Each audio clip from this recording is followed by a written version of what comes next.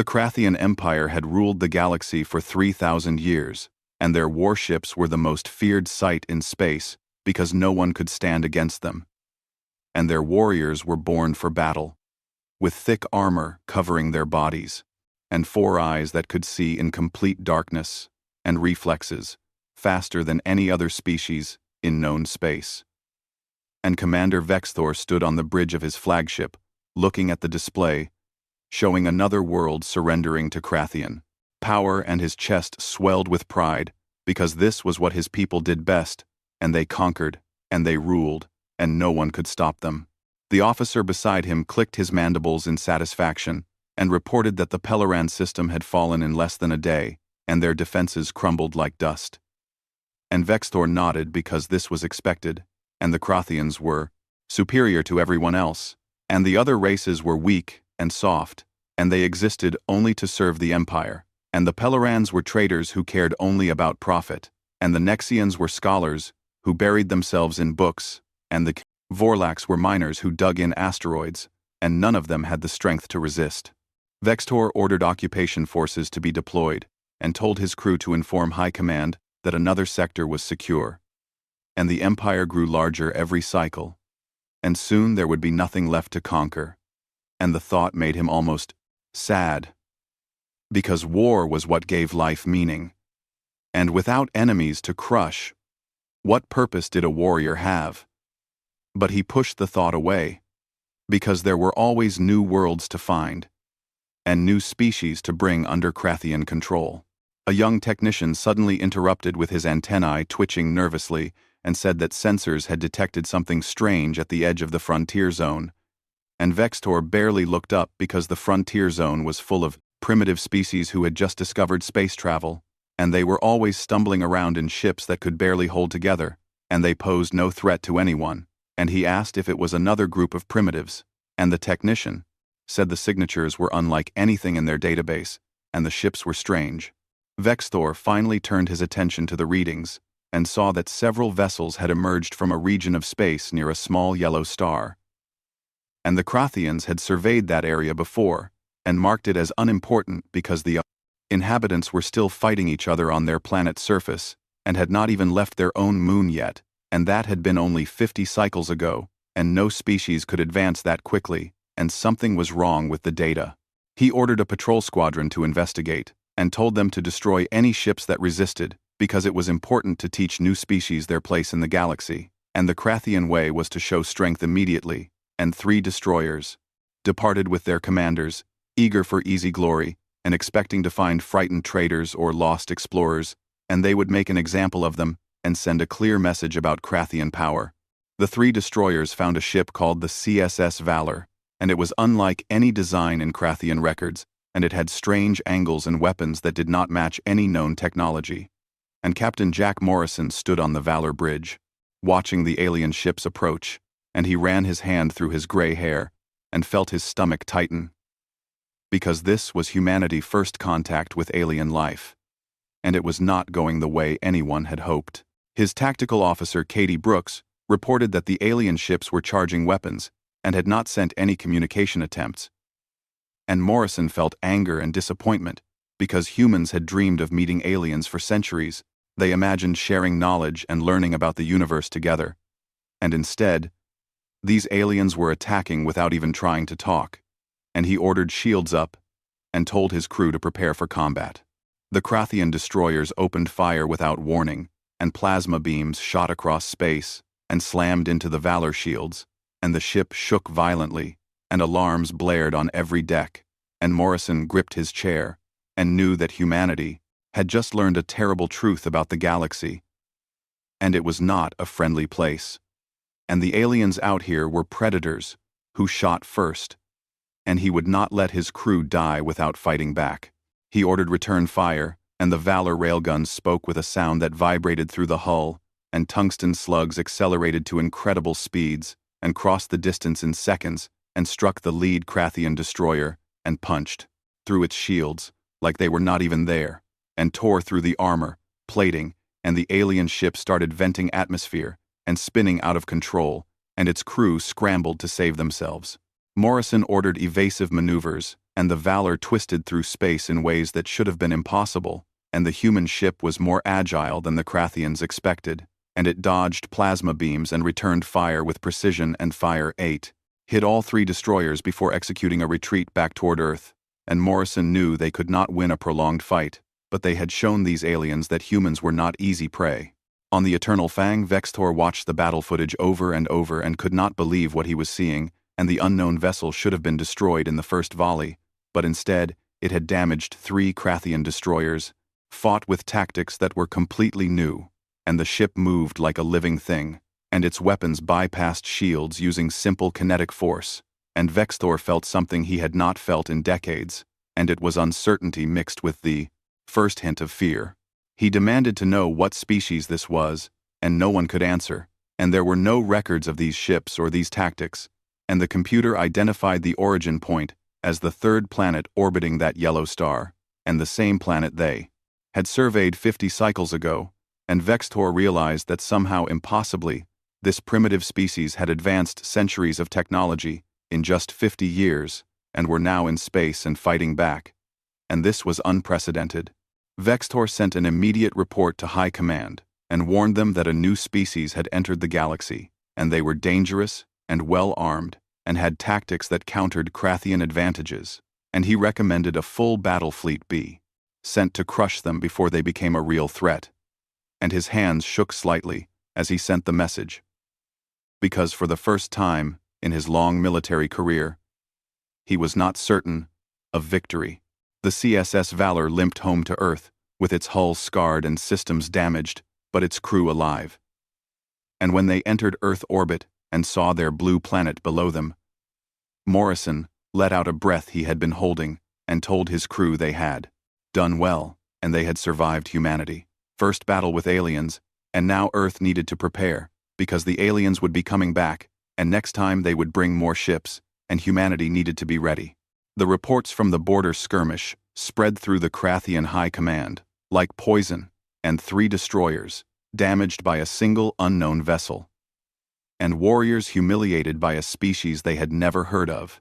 And Supreme Commander Carthex slammed his fist on the war table and cracked the surface because this was impossible, and his patrol captains must have been incompetent, and he refused to believe that some unknown species could fight back effectively. General Zeksal was a veteran of 50 campaigns, and he studied the combat logs carefully with his analytical mind, and he looked at the data and the weapon signatures and the movement patterns, and he finally spoke and told Carthex that the data did not lie. And this new species fought with unprecedented tactics, and their weapons used kinetic force instead of energy, and bypassed shields, and their ship performed maneuvers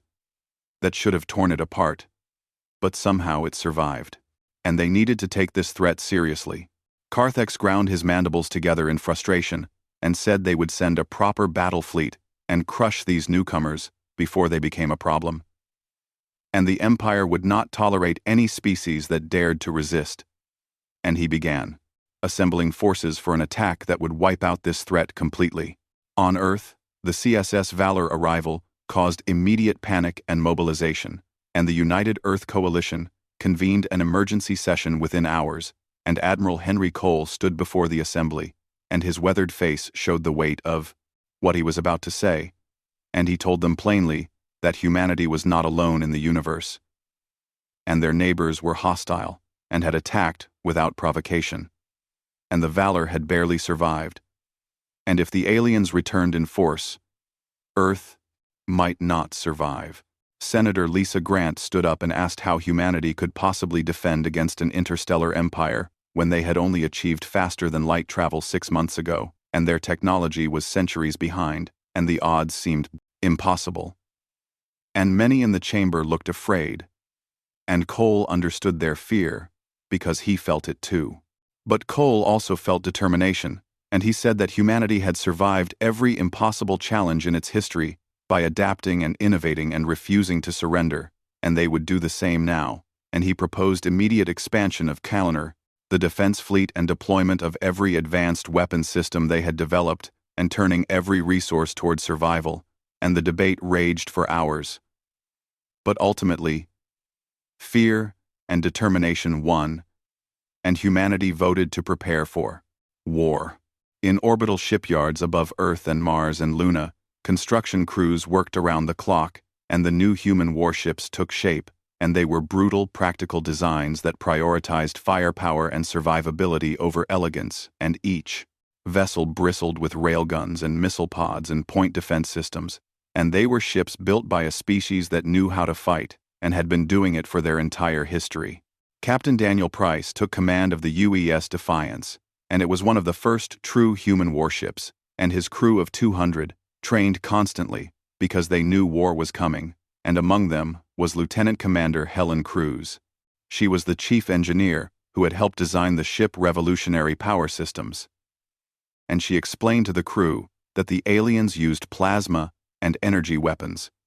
but humanity's advantage was kinetic and explosive technology perfected over centuries, and railguns did not care about energy shields because they just punched straight through. Price gathered his crew and told them they were not conquerors, and they were defenders, and they fought to protect Earth and humanity, right to exist and nothing more. And his crew nodded because they understood, and none of them wanted war. But if war came to them, they would not run. The Krathian fleet arrived 3 months later, and it was 60 warships carrying enough firepower to sterilize a planet. And Vexthor led them personally, because he wanted to erase the humiliation of the first encounter, and he expected to find a terrified primitive world begging for mercy. And instead, he found 40 human warships arrayed in defensive formation around Earth orbital space. And he was surprised, but not worried, because Krathian numbers and technology would prevail. He ordered all ships to attack formation and told them to destroy the humans and show the galaxy what happened to species that resisted. And the Battle of Earth Gate began with fury that lit up the solar system, and Krathian plasma beams lanced through space and splashed against human shields, and the humans returned fire with devastating efficiency. The UES Defiance was positioned at the fleet vanguard, and Price ordered missile launch, and each warhead carried multiple kinetic penetrators that separated on final approach and overwhelmed point defenses, and the lead Krathian cruiser vanished in explosions as tungsten rods shredded its hull, and Price watched with cold satisfaction and ordered concentration of fire on the command ship. Vexthor flagship shuddered as human weapons found their mark, and alarms blared across his bridge, and officers reported shield generators failing and hull breaches on multiple decks, and Vexthor felt genuine fear for the first time in his military career, and these humans fought with savagery and coordination that defied their technological disadvantage, and they accepted losses without hesitation. And each ship covered others and exploited every weakness in Krathian formations. His tactical officer whispered that the humans fought like demons and would not stop, and Vexthor realized with horror that his officer was right, and the battle raged for 18 hours, and it was brutal and merciless, and both sides took terrible losses, and space was filled with debris and bodies and burning ships, and when it finally ended, the Krathian fleet was in full retreat, leaving behind 23 destroyed warships. Humanity had lost 16 vessels and thousands of lives, and entire families would never see their loved ones again, and cities would mourn their dead, but Earth remained free, and the impossible had happened, and the mighty Krathian Empire had been beaten back. On the bridge of the battered Defiance, Price allowed himself a moment of exhaustion, and his ship was scarred, and systems were failing, and crew members were injured, and Helen Cruz appeared beside him with her face covered in soot from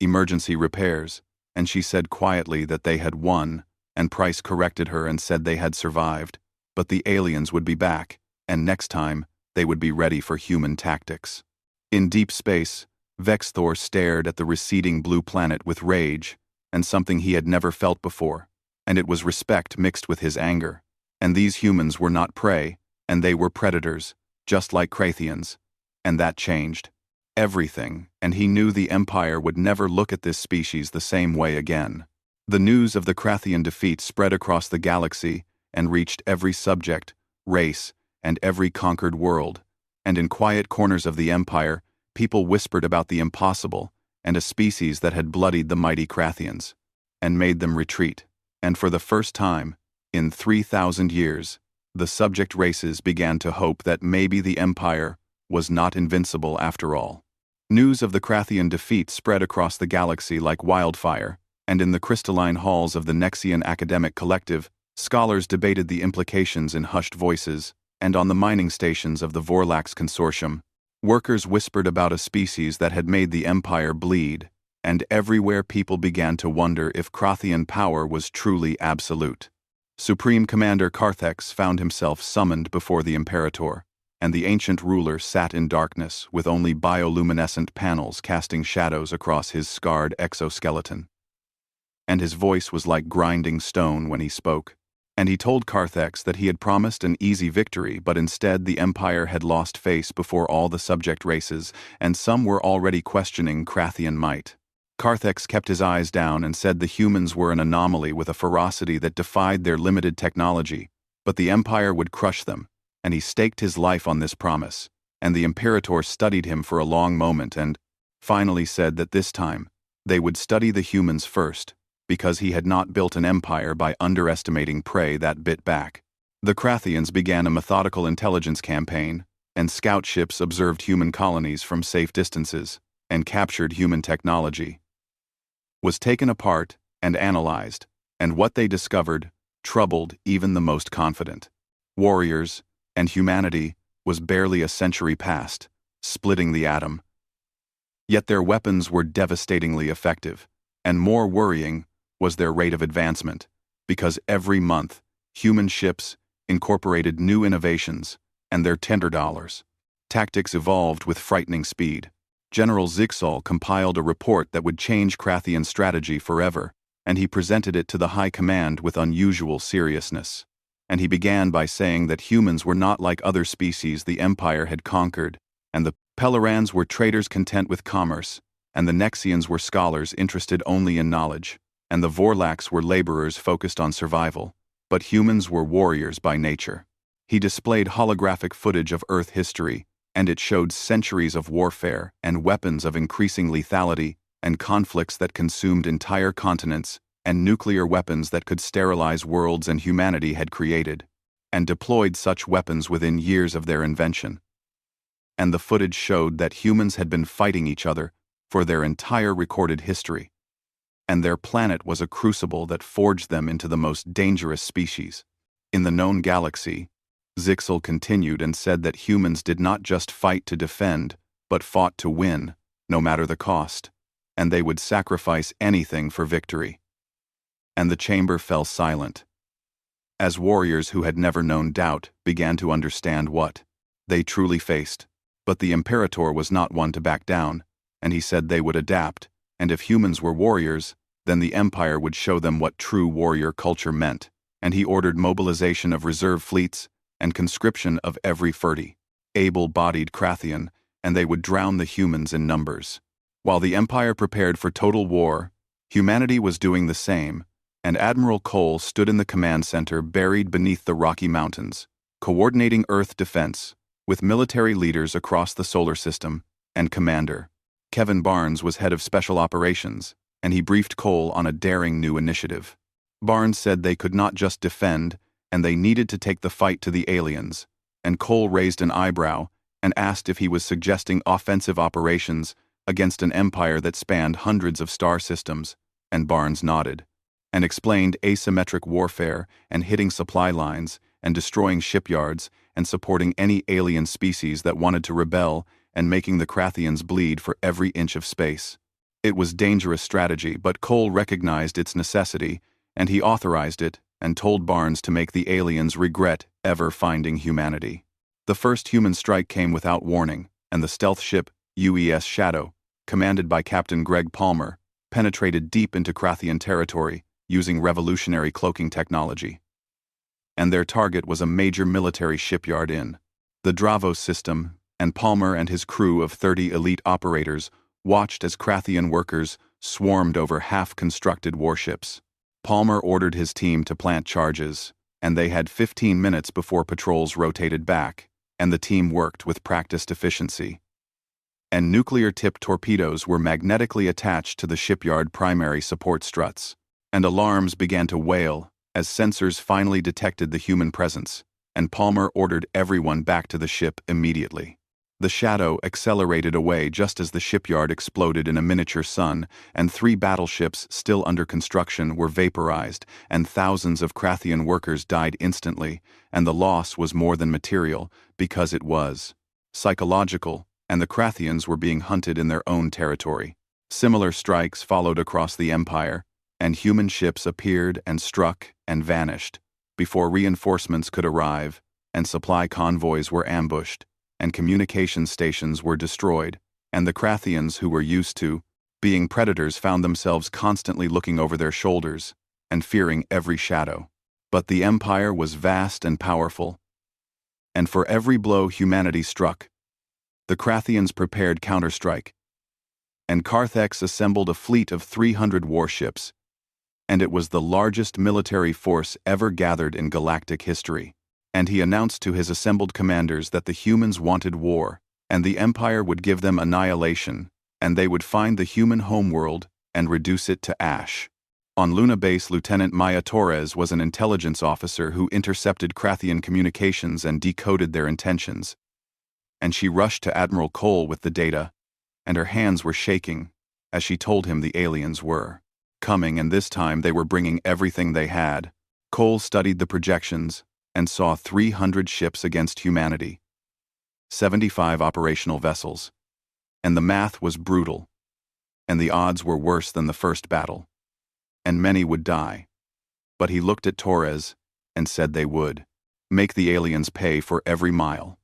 and he sent word to all defense forces that humanity would stand its ground, and they would not retreat and would not surrender and would fight. Across human space, crews prepared for the coming storm, and on the UES Defiance, Captain Price addressed his battle-weary sailors and told them the aliens thought numbers would break humanity, but they did not understand that humans did not calculate odds but made them, and whatever came through the void they would be ready. In the Peleran trade centers, Merchant Lord Vennick gathered trusted colleagues and told them the Krathians were preparing for a massive assault on the humans. And if the humans fell, then the hope of resistance died with them, and other races needed to help somehow. And a Nexian scholar named Telvin agreed and said that knowledge could be a weapon, and they began secretly sharing intelligence about Krathian fleet movements and weak points in their supply lines with human Creasy contacts. The stage was set for the largest battle in galactic history, and the outcome would determine whether humanity survived or became a footnote in the Empire. Long list of conquered species. And in the darkness of space, 300 Krathian warships moved toward Earth with the intent to end the human threat forever. The Krathian armada emerged from faster-than-light space, like a plague of locusts, and 300 warships, arranged in a battle formation that stretched across millions of kilometers, and Supreme Commander Carthex stood on the bridge of his dreadnought called the Iron Testament. And he allowed himself a moment of satisfaction, because before him lay the human defensive fleet, and it was only 75 ships arrayed in desperate defensive sphere around their homeworld. His tactical officer stated with certainty that the humans could not win because their firepower was less than a quarter of what the Krathians had, and this would be a massacre, and the officer sounded pleased. But General Zeeksal, standing nearby, was not confident, because he had studied humans too long and seen too many instances of their impossible victories, and he warned them to never underestimate prey that refused to act like prey. Carthex dismissed the concern with a wave and ordered all ships to advance and told them to destroy the human fleet, then sterilize the planet, and today they would teach the galaxy the price of defiance, and the massive fleet began moving forward like an unstoppable tide of death. On Earth, billions of people watched the sky, knowing their fate was being decided in the darkness above and in the command bunker.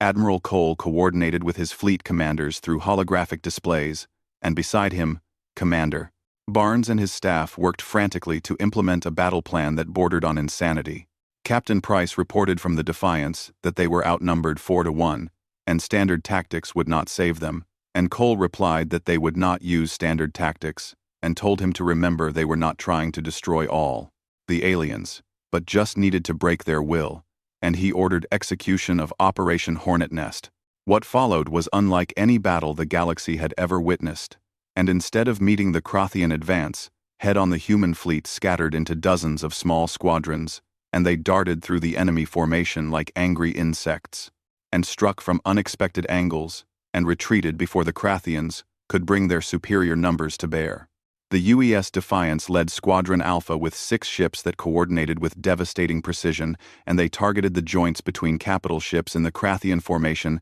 and fired volleys of missiles that forced the aliens to maneuver. And this broke their careful organization and created chaos in their ranks. Captain Greg Palmer, stealth ship called the Shadow, slipped through the chaos to plant nuclear mines along the enemy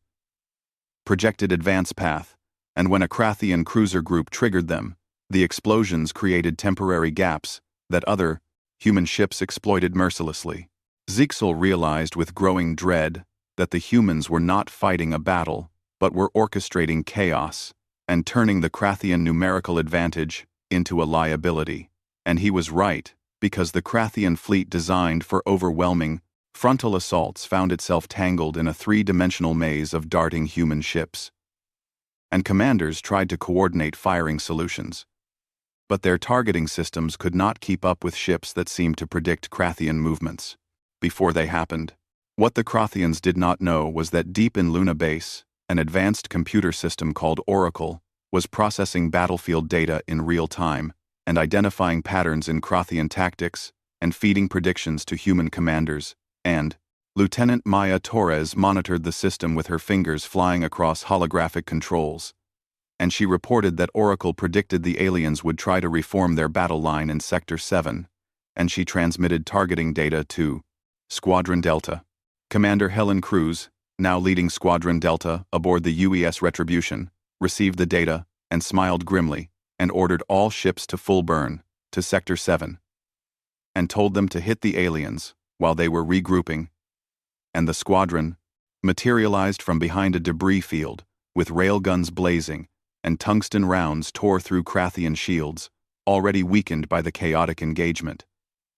And 2 destroyers exploded, and a cruiser lost power and began drifting with atmosphere venting from dozens of hull breaches. But humanity was paying a terrible price, and for every Crothian ship destroyed, they lost one of their own, and the odds were simply too great, and one by one, human vessels were overwhelmed with their crews fighting to the last breath. The UES Valiant, commanded by Captain Susan Wright, found itself surrounded by 5 Crothian ships, and she calmly ordered all hands to abandon ship and told them to get to the escape pods, and this was not a request. And as her crew evacuated, Wright programmed the ship reactor for overload and aimed it at the largest Crothian battleship, and the Valiant accelerated on its final course, and Wright remained at the helm, ensuring the trajectory stayed true, and the ship impacted the battleship midsection at incredible speed, and both vessels vanished in a nuclear fireball. Carthex watched his fleet casualties mount with increasing fury, and 40 ships were destroyed, and dozens more were damaged. And the human fleet,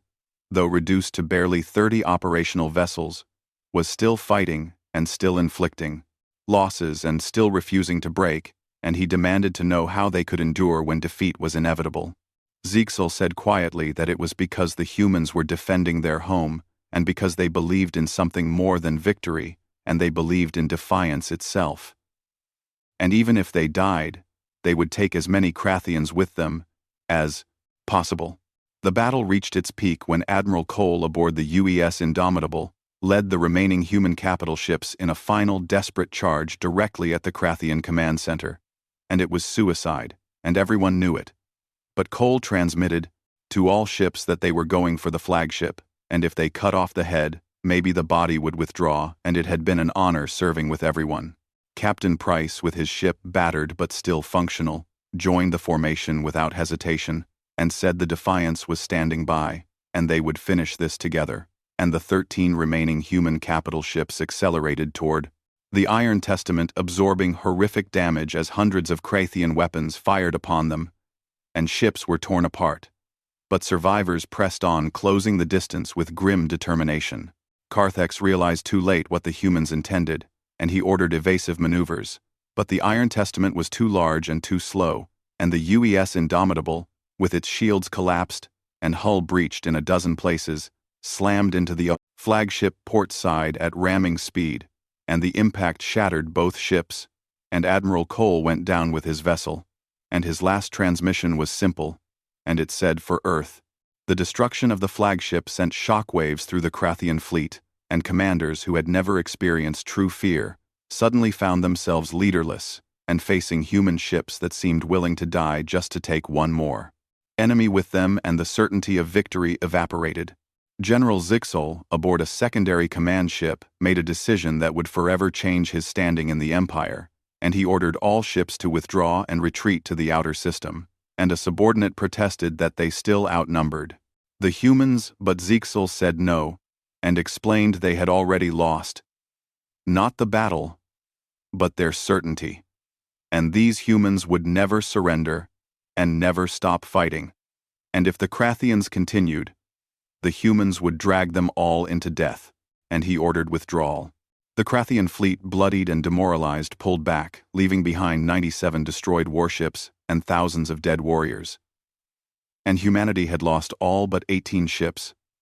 But Earth remained free, and against impossible odds they had broken the mighty Krathian Empire will to fight. The aftermath of the Battle of Earthgate rippled across the galaxy for months, and the Krathian Empire, for the first time in its 3,000-year history, had been forced to retreat, and the other subject races watched with a mixture of hope and disbelief as whispers of rebellion began to spread through every conquered world. On the Pelleran trade world of Sela, Prime Merchant Lord Vennik gathered his fellow traders in secret and told them the Krathians had bled before Earth, and if one young species could stand against the Empire, then perhaps they could reclaim their freedom. And similar conversations occurred across dozens of worlds, and the Nexian scholars calculated odds of successful rebellion, and the Vorlax miners discussed sabotage in their deep asteroid facilities, and the myth of Krathian invincibility had been shattered. Within the Empire itself, the defeat triggered a brutal internal crisis, and Supreme Commander Carthex had died with the Iron Testament, and military leadership fractured into factions, and some demanded total mobilization for revenge, while others, led by General Zixol, advocated for strategic withdrawal and negotiated peace. The Imperator, ancient and cunning, summoned Zixol to his chambers, and the general entered, expecting execution, but found instead a ruler, engaged in deep contemplation, and the Imperator asked him honestly if they could conquer the humans, and Zixol chose his words carefully and said militarily, perhaps if they committed everything, but it would cost half their fleet and decades of resources. And even if they won, the humans would never stop resisting, and they would fight from their word, ruins, and train their children for revenge, and build weapons beyond imagination in their desperation. The Imperator asked what the other option was, and Zixol said they should acknowledge humans as equals and negotiate borders and establish trade relations, and accept that not every species would bow to the Empire, and the Imperator was silent for a long moment, and finally said that Zixol was asking him to abandon 3,000 years of tradition and admit weakness. Zixol replied that he was asking the Imperator to ensure the Empire survived for the next 3,000 years, and said the humans had shown them something they had forgotten, which was that they were not invincible, and it was better to accept that truth now than learn it through extinction. On Earth, humanity was rebuilding, and orbital shipyards worked around the clock, constructing new vessels to replace those lost. But the mood was different now, and less desperate, and more confident, because they had proved they could stand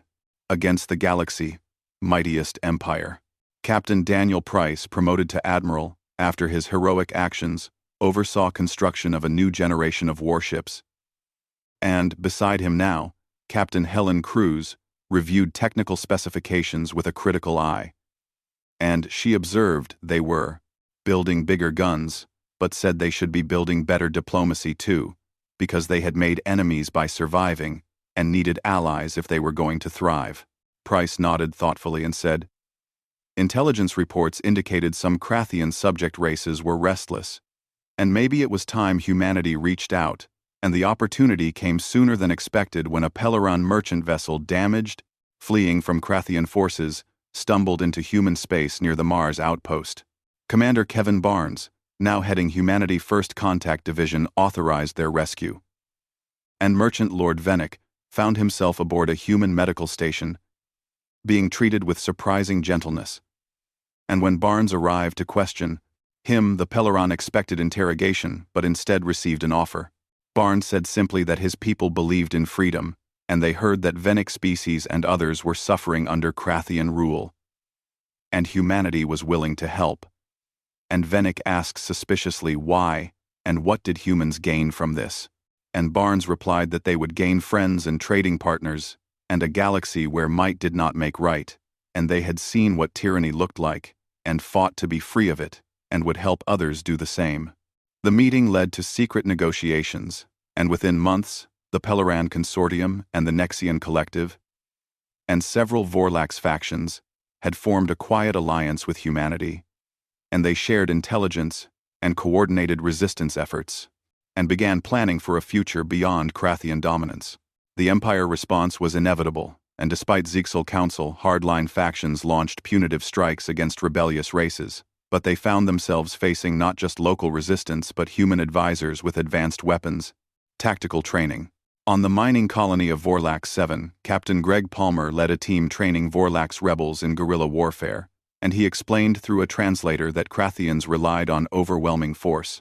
But force meant nothing if they could not find you, and he taught them to hit fast and disappear, and make the enemy afraid of every shadow. The strategy worked devastatingly well, and Krathian occupation forces found themselves bogged down in endless insurgencies, and supply lines were constantly harassed, and garrison troops lived in perpetual fear of attacks that could come from anywhere. The breaking point came when the Nexians, with human technical assistance, successfully repelled a Krathian invasion fleet from their homeworld.